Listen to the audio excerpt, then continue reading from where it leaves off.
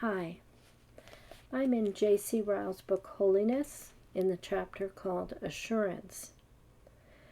J.C. Ryle believes in assurance, but he believes that it relies on God, not on yourself. So he says, "My answer lastly is, I cannot be wrong to feel confidently in a matter where God speaks unconditionally, to believe decidedly when God promises decidedly, to have a sure persuasion of pardon and peace when we rest on the word, an oath of him that never changes. It is an utter mistake to suppose that the believer who feels assurance is resting on anything he sees in himself. He simply leans on the mediator of the new covenant and the scripture of truth. He believes the Lord Jesus means what he says and takes him at his word. Assurance, after all, is no more than a full-grown faith, a masculine faith that grasped Christ's promise with both hands, a faith that argues like the good centurion, "If the Lord speaks the word only, I am healed. Wherefore then should I doubt?" So I like this expression that he uses about full-grown faith. If you are a new believer, or you're wrestling with everything that you've been taught, you've left Jehovah's Witnesses, you're trying to make sense of things, it's very likely you will lack confidence and assurance, much like a child is unsure when he first learns how to walk. At this point, he references some quotes from the Puritan time. So the first one is, I don't know if you pronounce his name, Gouge. It's Gouge. His book, The Whole Armor of God, written in 1647. He says, "If the ground of our assurance rests in and on ourselves, it might justly be called presumption.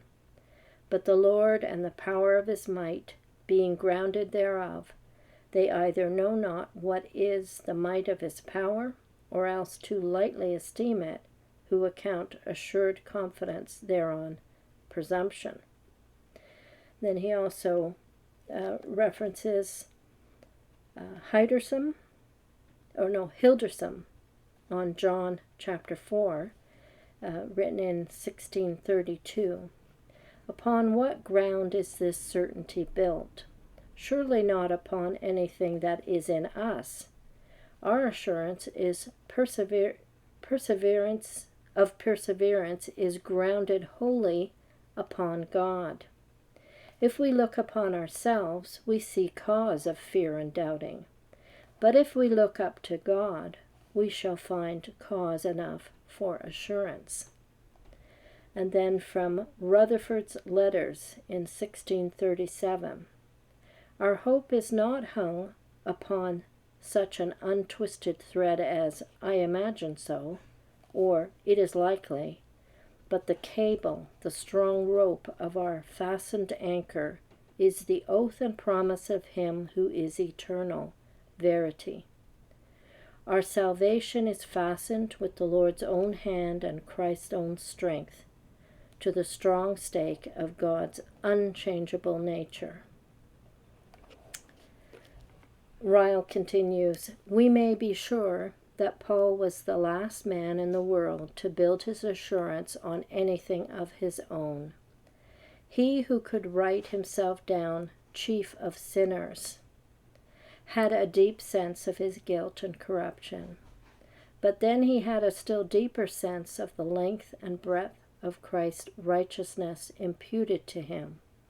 He could cry, 'O wretched man that I am,' but had a view of fountain of evil within his own heart.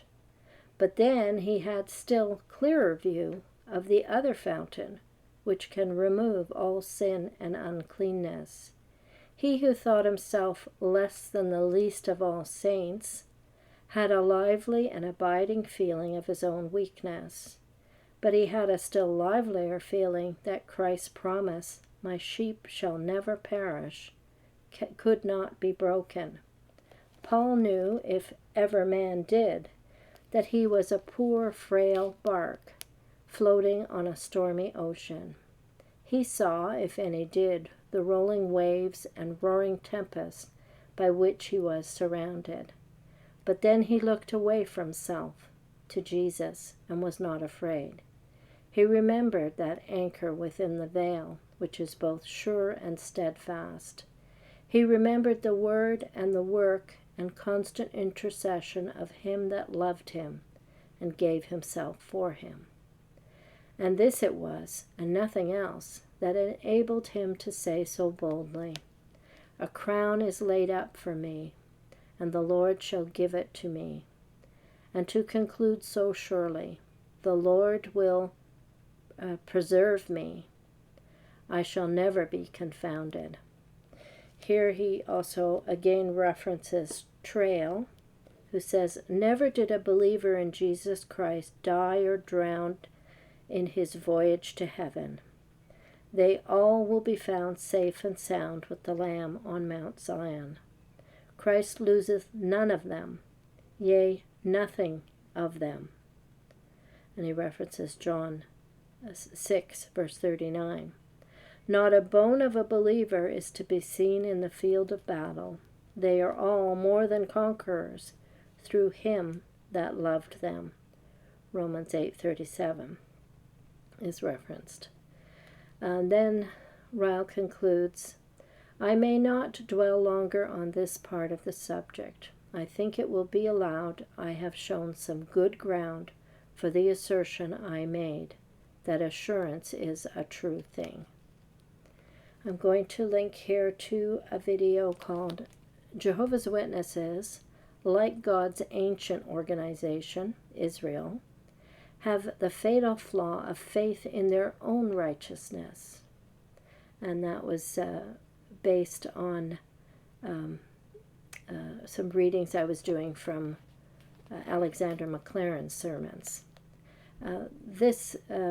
If you doubt what I say about the witnesses having faith in their own righteousness, you might want to turn to the Pure Worship book of Jehovah's Witnesses, this publication, and look at the latter page of the book, where they say, "When you are perfect, you will stand before Jehovah on your own merit, completely without sin."